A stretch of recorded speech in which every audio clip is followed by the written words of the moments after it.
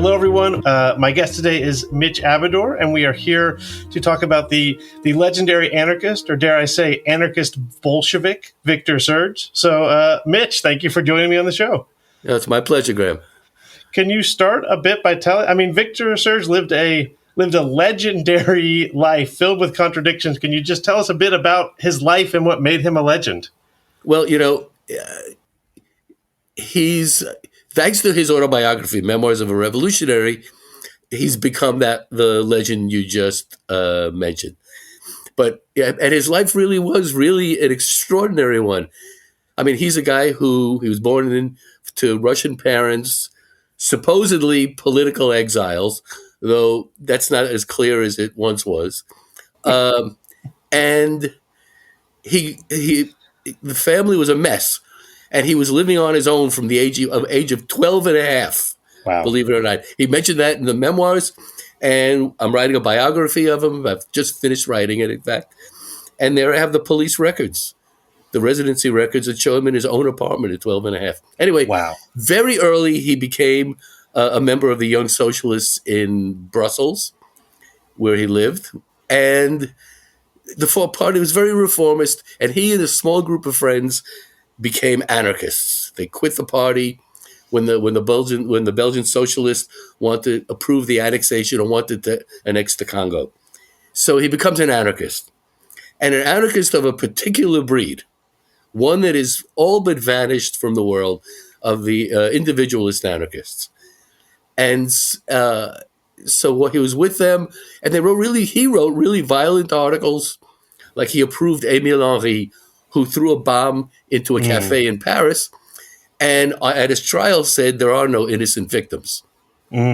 So so Serge at the time under his original name is Kibalchich, but he wrote under the name Le Rétif, which means many things, but the rebel is a good translation, or the unruly one.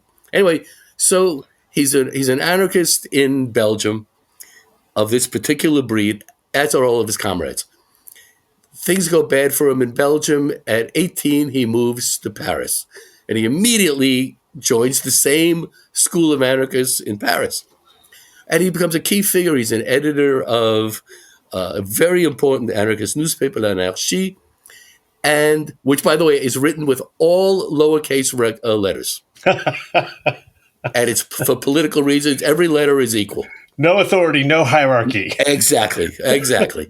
And so while he's there now, so in the early part of his life, the controversial question is one of illegalism.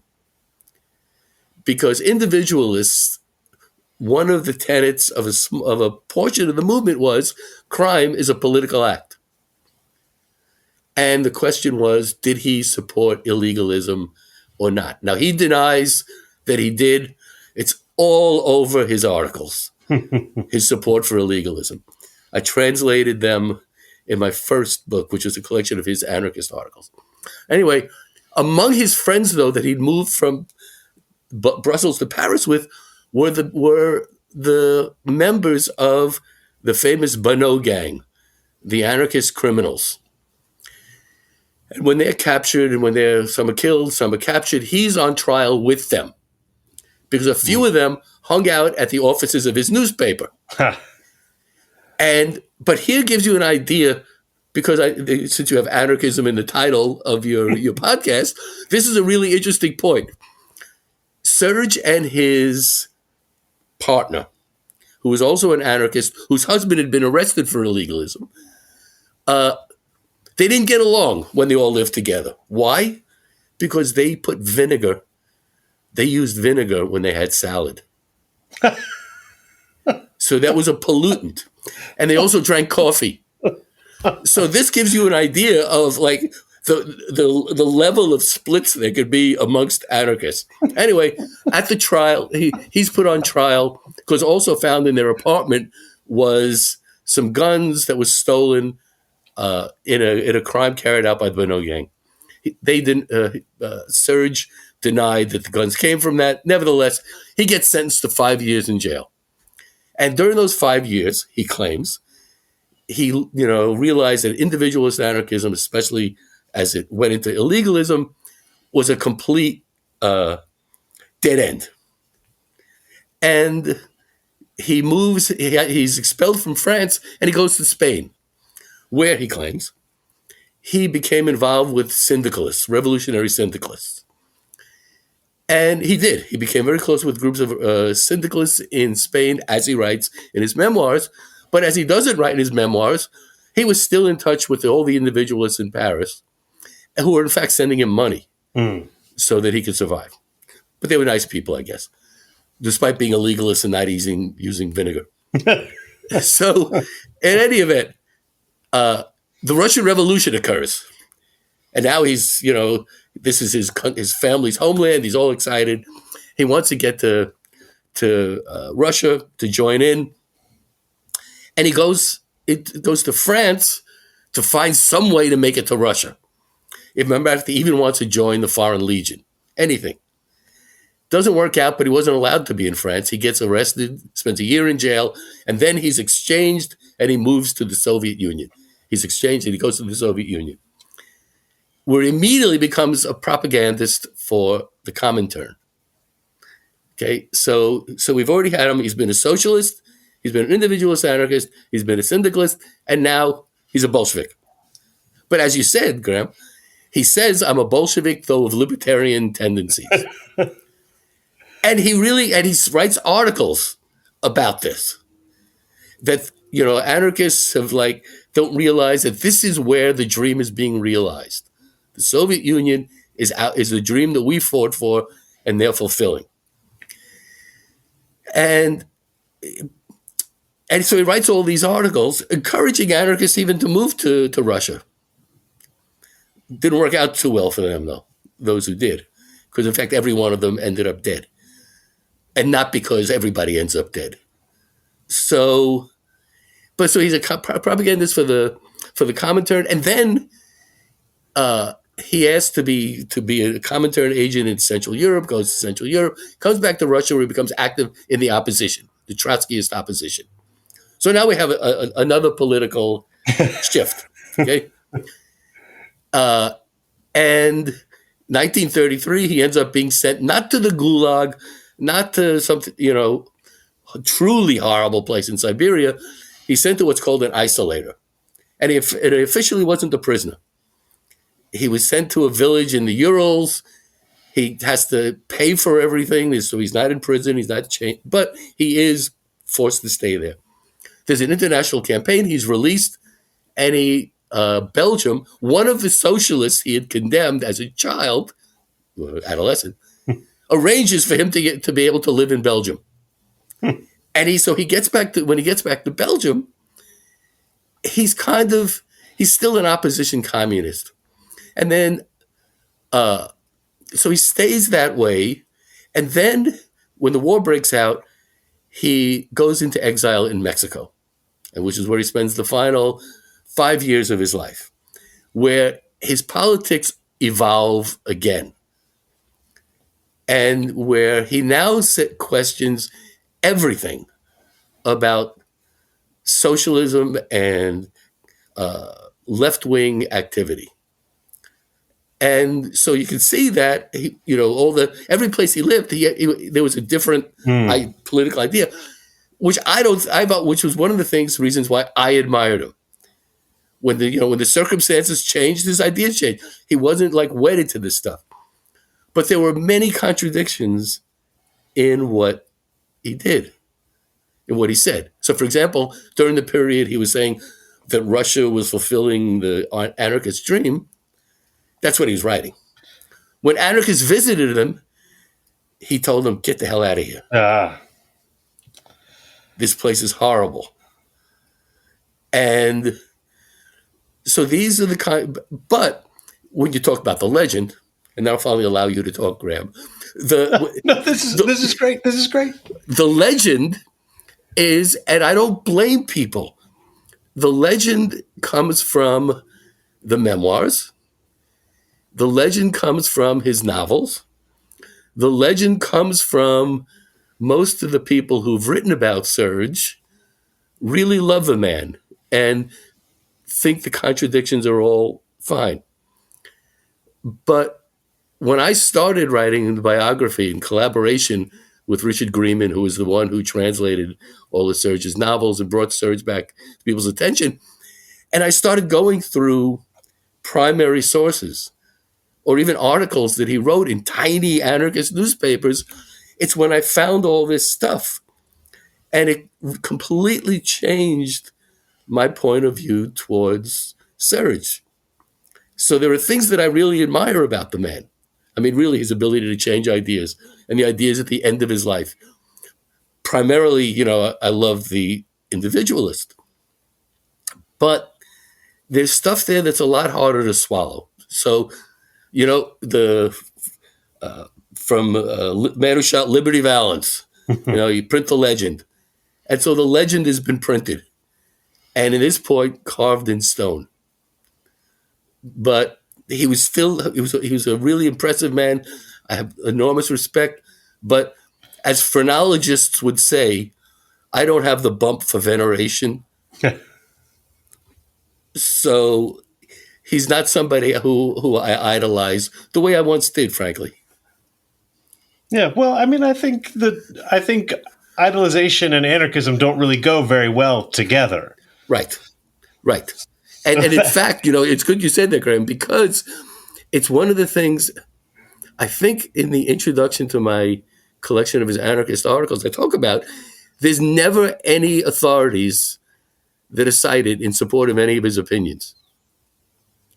Whereas a Marxist will say, in volume 15 of the collected works, he only ever cites, I think, Gustave Le Bon, who I admire tremendously, about the crowd and how the crowd loses all of its individuality and everything. But other than that, everything he has to say on his own. Yeah. Yeah, that's fantastic. I agree.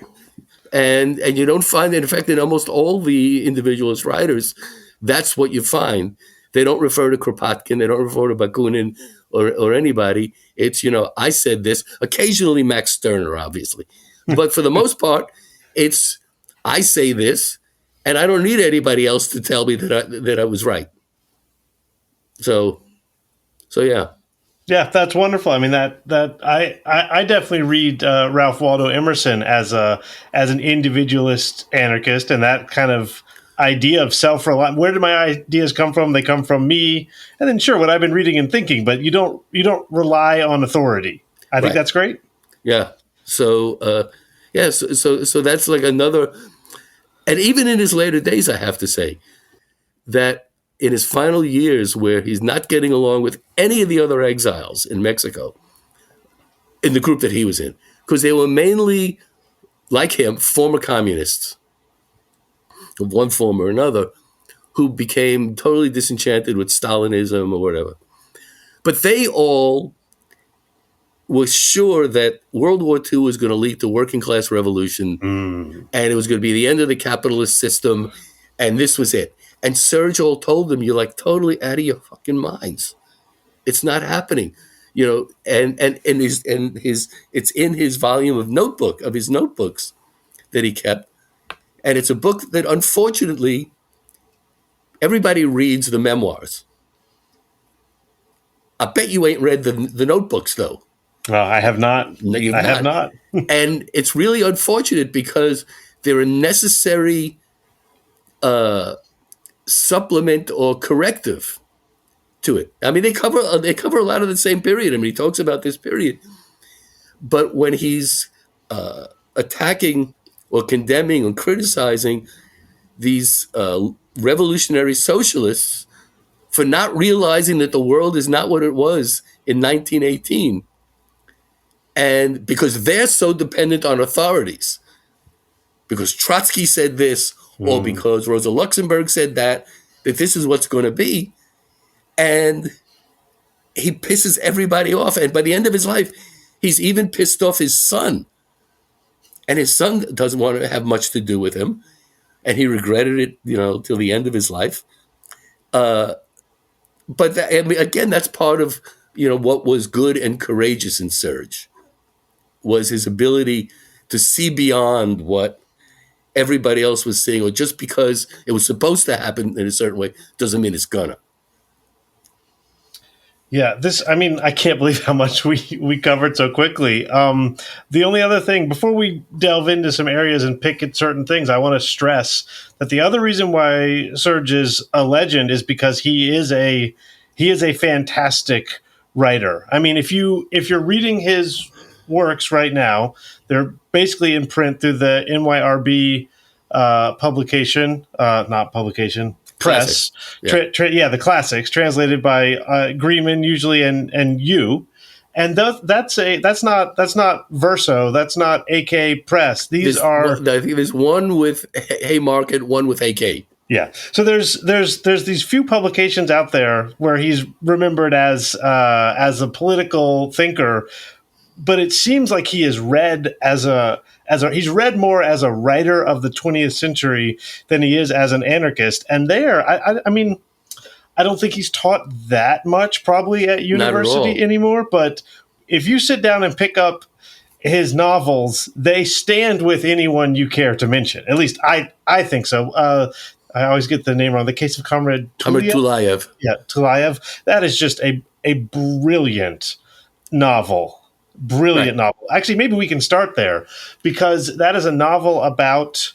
I mean, I'm sure it's read not just as a brilliant novel, but as a depiction of what it's like to be an anarchist Bolshevik, what it's like to be, there at that time. So does that book stand up, do you think, historically? Well, the thing is that if you look at his novels, they actually almost came out in chronological order. And so his first one was Men in Prison, which is his account of his days in prison, and doesn't seem to me like there was very much change from the reality. But Tulayev, now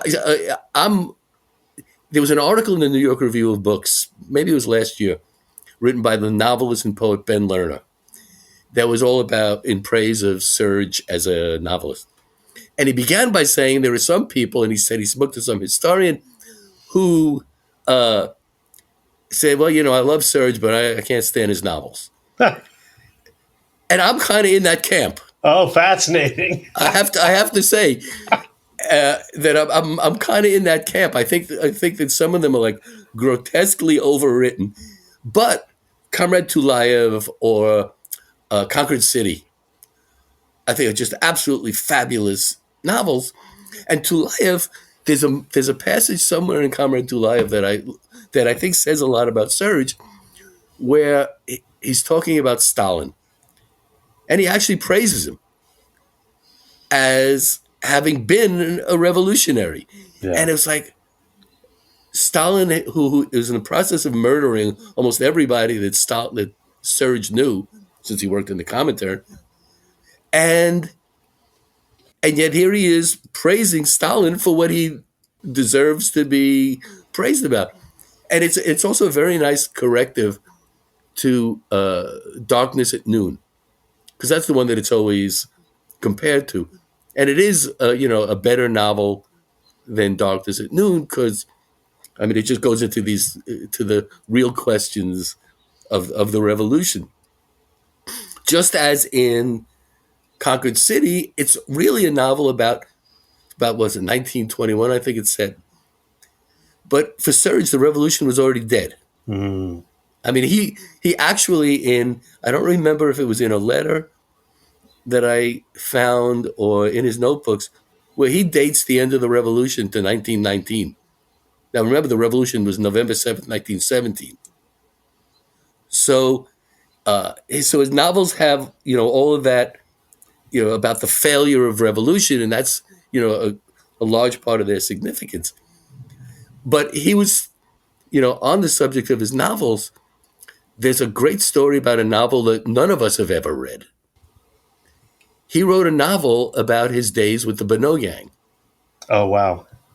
And when he wrote it while he was still in Russia. And he sent it to Glavlit, the censorship organization. And he also sent it to one of France's greatest novelists, who was who was very much of a communist sympathizer. And none of the copies of the novel made it to their destination, supposedly.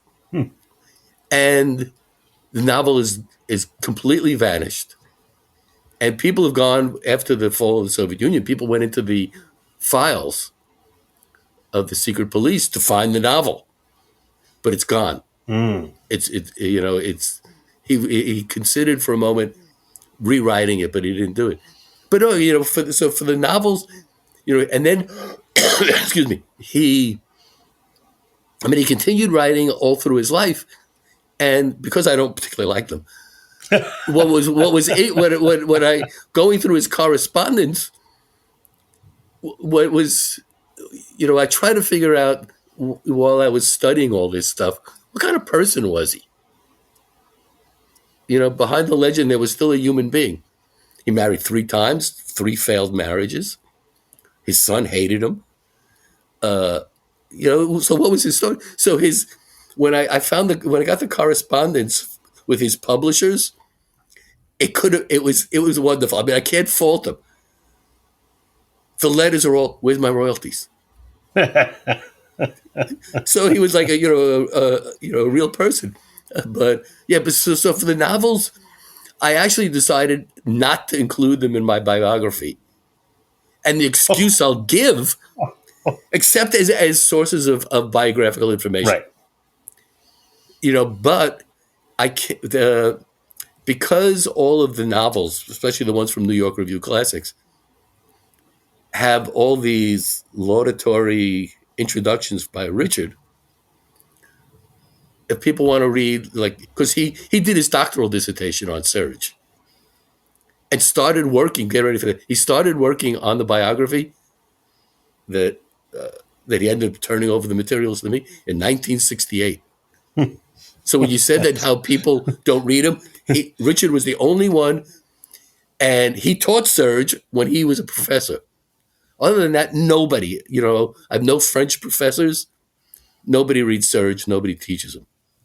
And it's unfortunate because even if I'm not a big fan of them, they're better than a whole lot of other stuff that people do teach.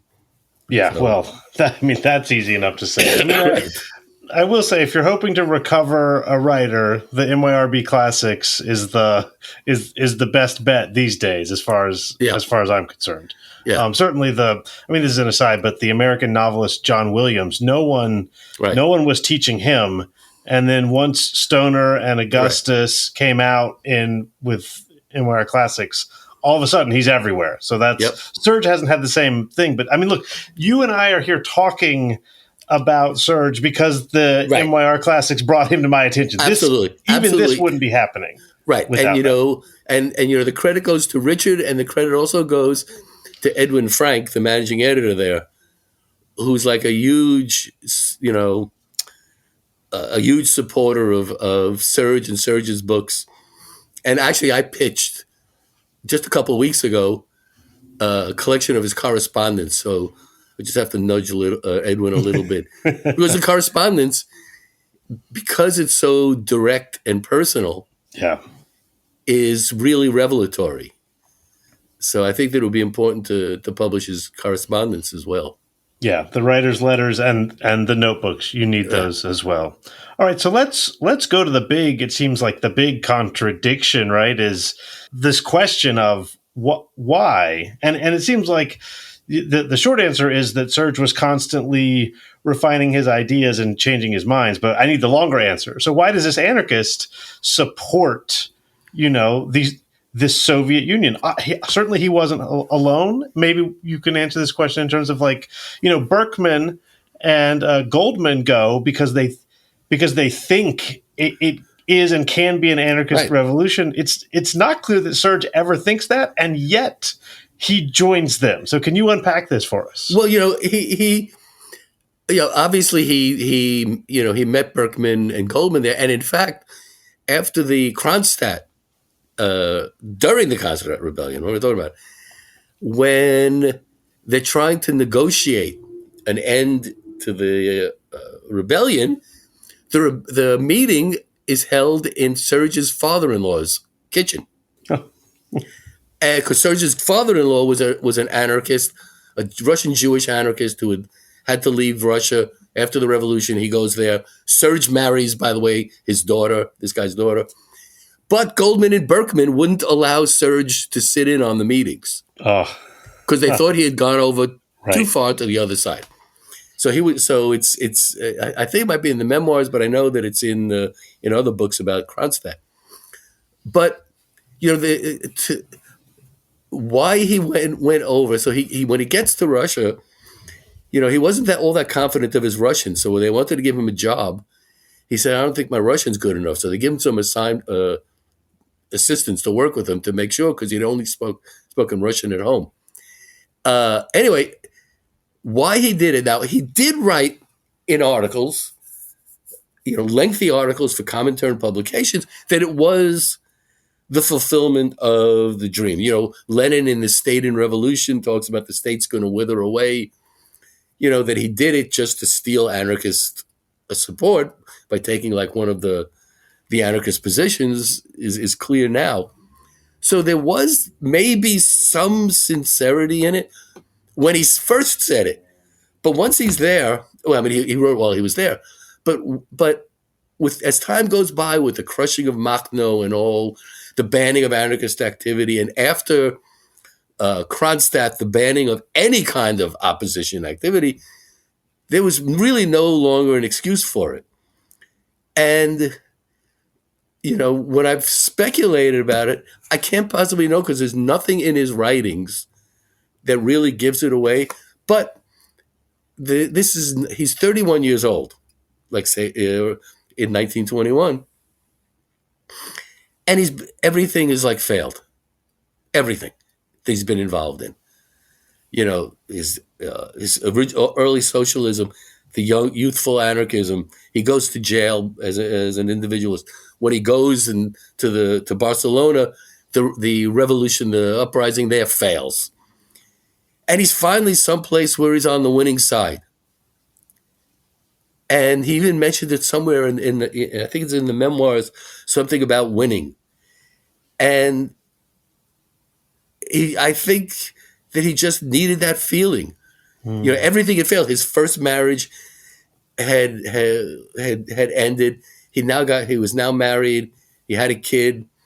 And there's also that. His means of support is coming from his supporting the revolution. Many people in their lives have done jobs that they weren't that crazy about just so they could survive. Now that he ended up putting it in writing, or untruths in writing, that's, another matter. But I think that it had a lot to do with he just needed to be with something that was gonna last. But we can't, it's really hard to analyze, doing, psychoanalysis, from 100 years distance. But that's what I think it had to do with. I've written about it, this particular matter, and there's all kinds of things that I come up with, but it all comes down to, we really can't know why he sold his soul this way, but he did. There's no question that he did.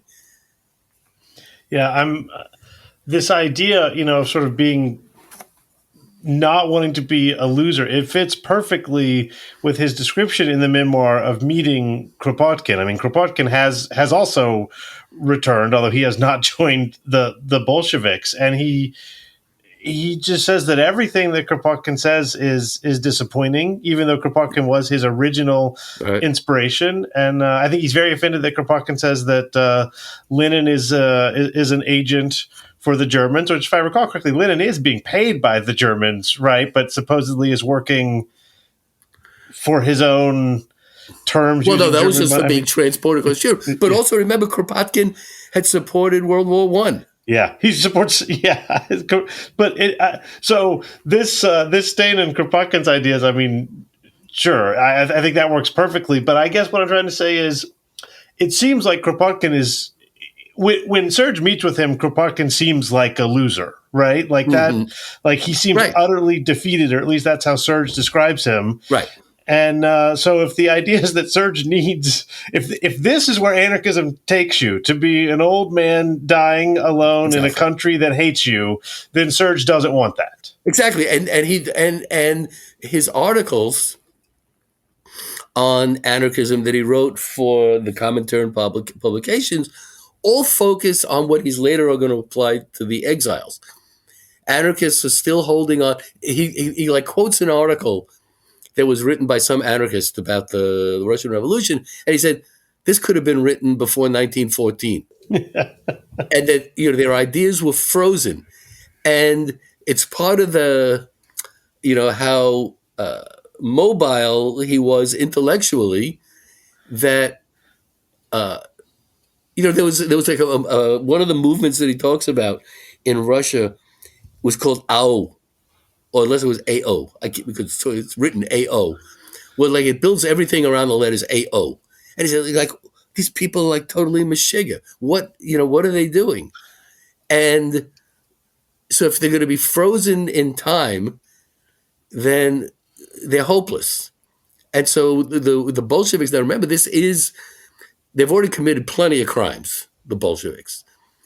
But officially it's the working class is in power, although he's beginning to doubt that.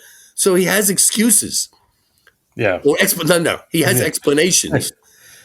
But I guess he has excuses also. But of course we know, and he later, at the end of his life, when his politics are really ambiguous, no longer thinks that the Soviet Union has anything to do with socialism. But he never repented for what he wrote earlier, which is I just realized I have never written about. But anyway, I think that's what it is. Yeah, and I mean this is a good place to mention. I mean, I've definitely mentioned this on the show before, but that the idea of a Soviet Union. It doesn't mean a monolith controlled by Stalin. The idea of a Soviet Union is an idea that is compatible with, say, anarcho-syndicalism, and it does seem that that's what brings Berkman and Goldman, right? Like they think it's possible that there can be actually these Soviets, these worker councils uniting in a way that is anarcho-syndicalist or anarcho-communist. And Serge, it seems like, should have already known that wasn't happening. But I think a lot of us, especially those of us born, I mean, I was born, in the 80s.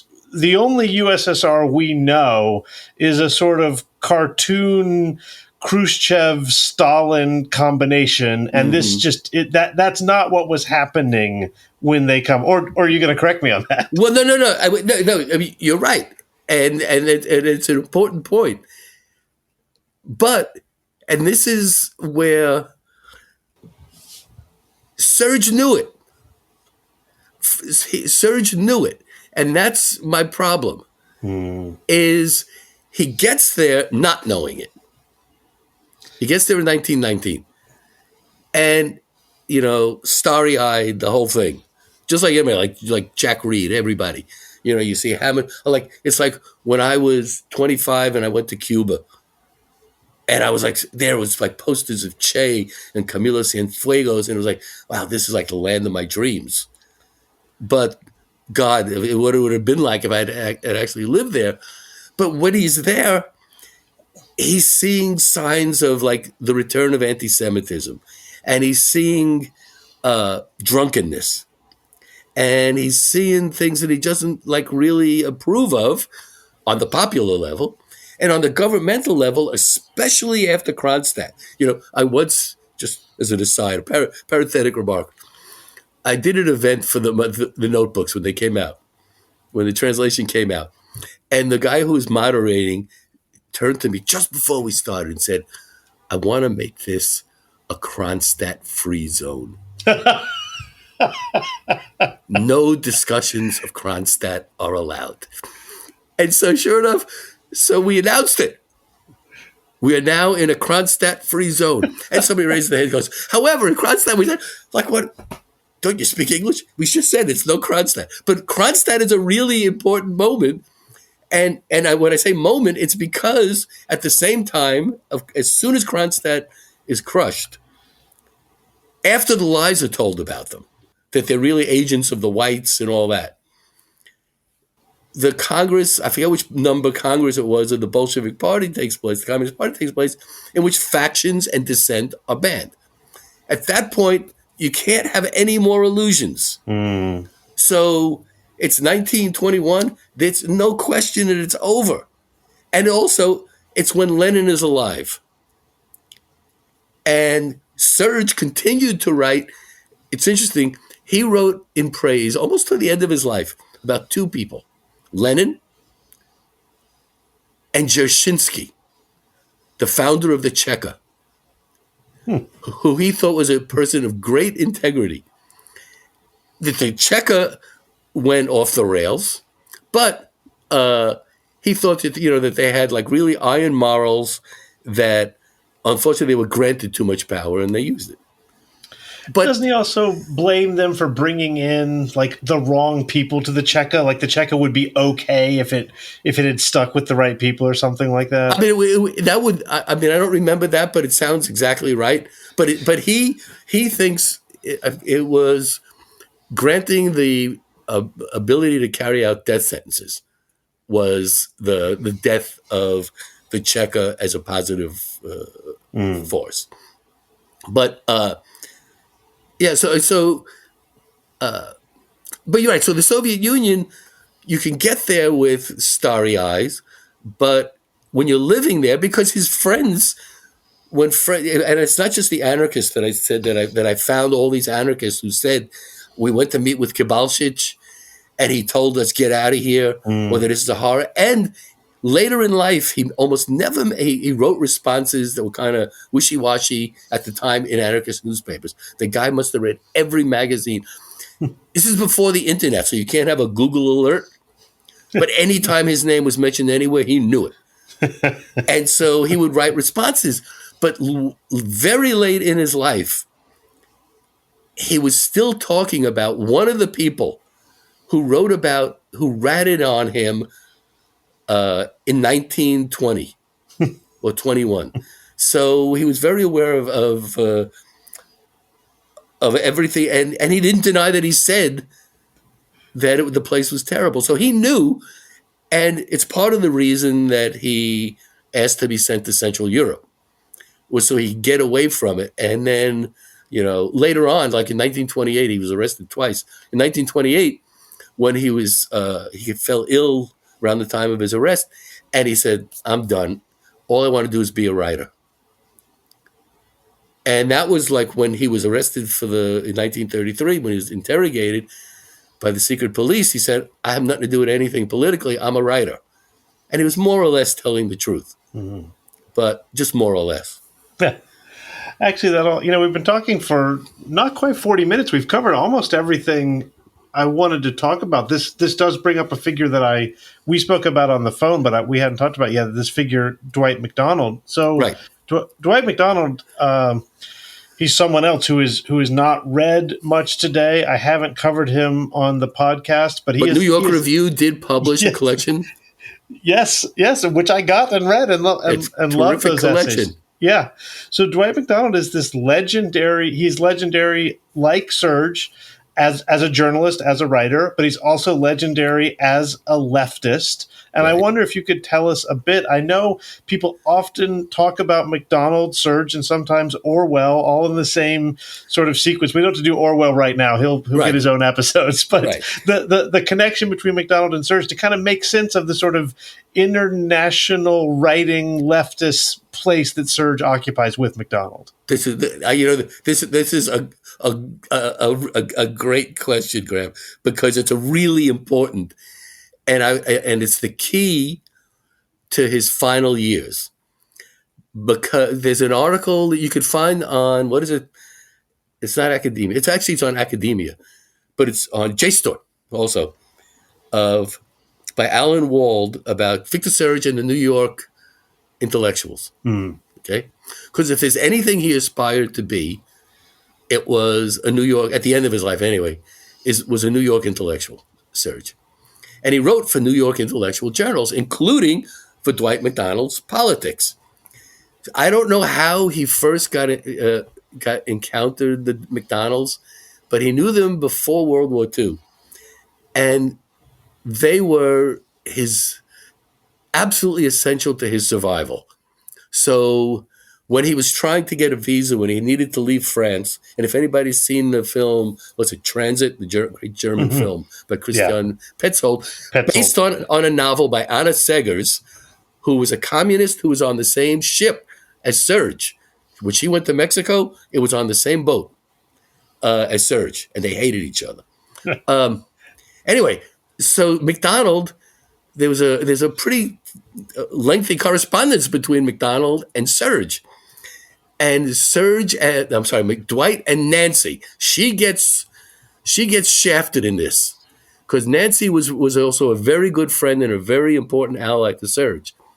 And in fact, some of the letters that Dwight wrote to her, they're signed Dwight MacDonald, except their son told me, but that's my mother's handwriting on the signature.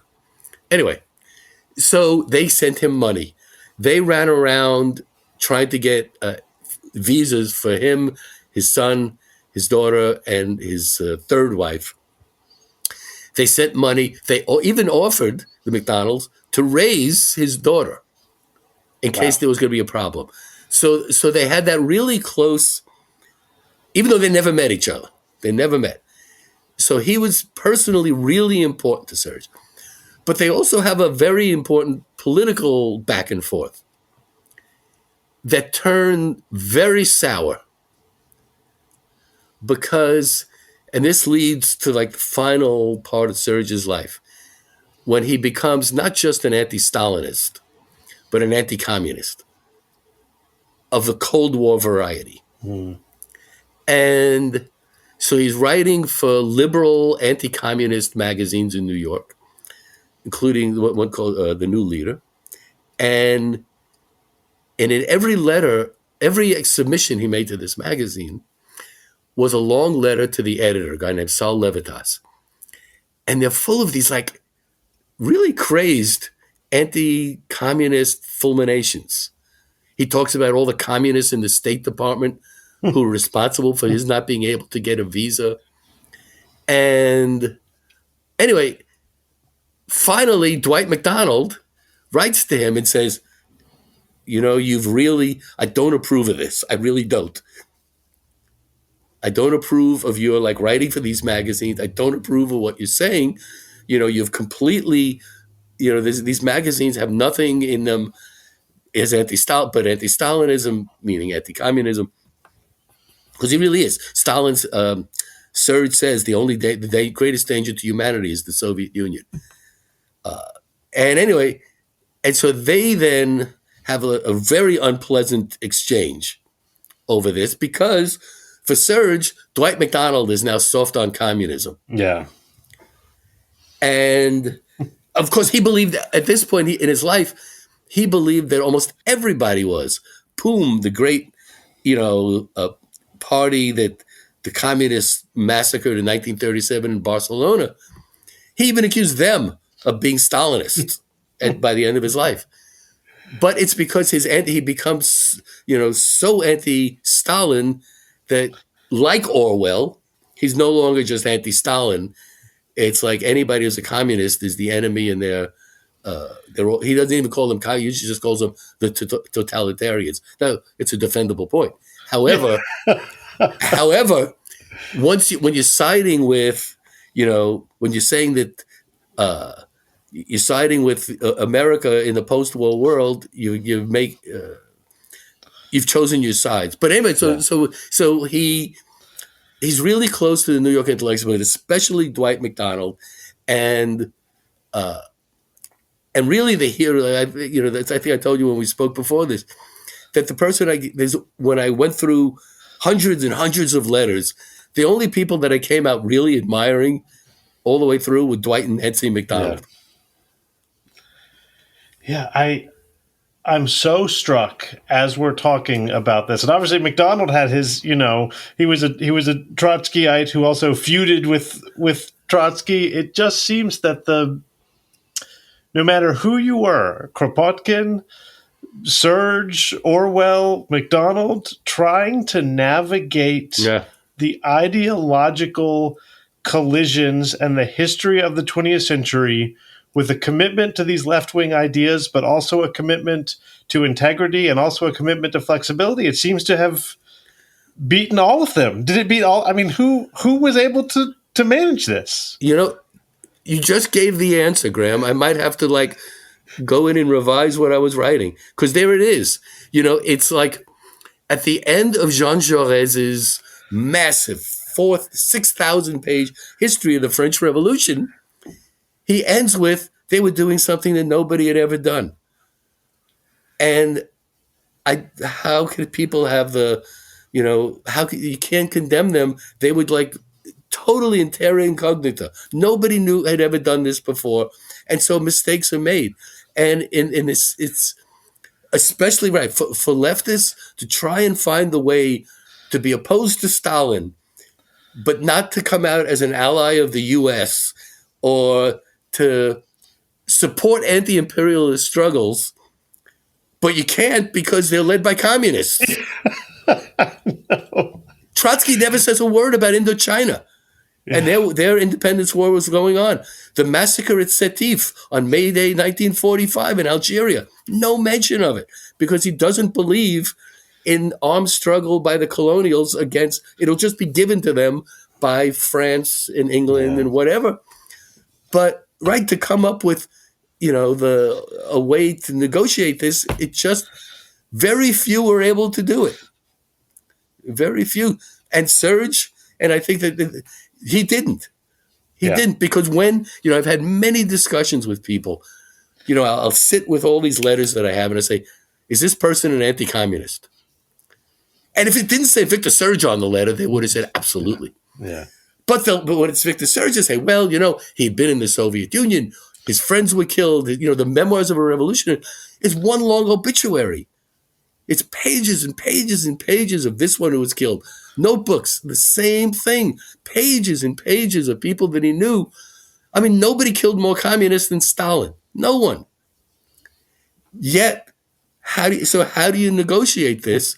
And I don't think that Serge did. And maybe that's the way to end it. Who could? Orwell certainly didn't. No. Orwell certainly didn't, because he ratted. And if Dwight MacDonald did, he did from a distance. He was not there in the same way. Right. I don't know. I don't know if anyone did. I mean, Mao certainly didn't, right? I mean, I had this conversation about Mao recently of how he tried to learn from the Soviet Union's mistakes and ended up making all of the same mistakes. I don't know of anyone who did. No. I mean, and that's, the only one actually who I can think, but then we're getting way off anarchism. I'm like a big fan of Palmiro Togliatti, but I'm like the last one in the world. But Palmiro Togliatti was the one who said during World War II that there has to be an Italian road to socialism, and after World War II, they did have an Italian society based around the Italian Communist Party. But that gets way off this. But anarchists, all they did was condemn it out of hand. And people who had once been communists, they often went, I mean, Serge resembles people like, for me anyway, Benjamin Gitlow and all those people, Whittaker Chambers, ex-communists who just, were frothing at the mouth by the end of Serge's life. And in fact, and this is, okay, I'll give you an exclusive, okay? So Serge was known in Mexico amongst his comrades for pontificating and always talking about, as Lenin used to say to me, and he got in a fist fight. With one of his comrades in Mexico, which resulted in 100 pages of letters. Okay. Anyway, in the first one, the guy who he had hit wrote to him and told him, behind your back, we call you the Pope. So there you go. Oh, that's delightful. Yeah, I mean, honestly, I bring going back to the parallels with, the defeated Kropotkin, who he thought was spouting conspiracy theories and had become totally irrelevant. It sounds like Serge ended up in a similar place. Well, it was that he then found an alternative. So he was no longer bound by the rules of Marxism, but he then also went sliding, kind of like the way Kropotkin supported World War One. Yeah. Serge supporting the U.S. and the West, and that was with the incident that what led to fisticuffs. What a comrade was, this comrade said that he supported the Tories. Yeah. And so, I mean, so it was a dirty word, but it really was hard, to find some kind of reasonable ground. Dwight McDonald did a better job than a lot of others, but like amongst the New York intellectuals, they'd all started as Trotskyists, and they all became like crazed anti-communists. Mm. And again, not that there's necessarily, like when I say this to anarchists, the really hardcore anarchists, they say, I don't get your problem. But you know what? There's anti-communist and there's anti-communist. Mm-hmm. So I think that at the end of his life, Serge was the wrong kind of anti-communist. That's all. Yeah, no, look, I think it took me a long time as a child of the 80s to wrap my head around this, but the idea that all condemnation of Stalin, as justified as it was, to walk the tightrope between that without supporting Western or U.S. imperialism, it just right. It's just, yeah. I mean, I think now I'm walking us back on our footsteps. So I think we have done everything we need to do, Mitch. This is fantastic. Anything else you would like to add before we go? No. We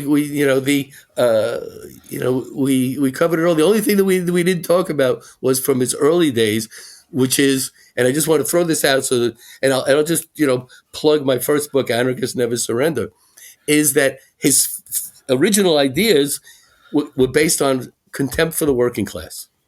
Yeah, that the working class. You can't say the working class has been degraded by capitalism and capitalists and then think that they're going to be good enough to make the revolution. And so he said there's no revolution that's ever worked. The commune was nothing but Paris Commune was nothing but a waste of life. And that people just live under the a revolutionary illusion, and that the only revolution that matters and no other revolution, and this I think he might have been right about, that to make a revolution with degraded human beings, okay, it's going to result in a degraded revolution. And that the first thing that has to happen is people have to change in their very nature. And this is what he called for in his youth. And this is where I think that he was like the most right. Yeah. Because no revolution, the Russian Revolution failed for a lot of reasons, but one of them is the Russians just weren't the people that were up for it. They even admitted it, that the revolution was done in the most backward country in Europe. And so these are like some of this, some of the ideas, there's like an elitism that follows Serge all through his life, but there's also kind of this search for freedom of one kind or another, because he did seriously oppose dictatorship. So the old mole, it was the old mole of freedom was one of the things that he pursued in one way or another. So let's end on a positive note. That's the perfect way to end it. Thank you so much, Mitch. This was such a pleasure. Great. It was great talking to you, Graham. Bye-bye.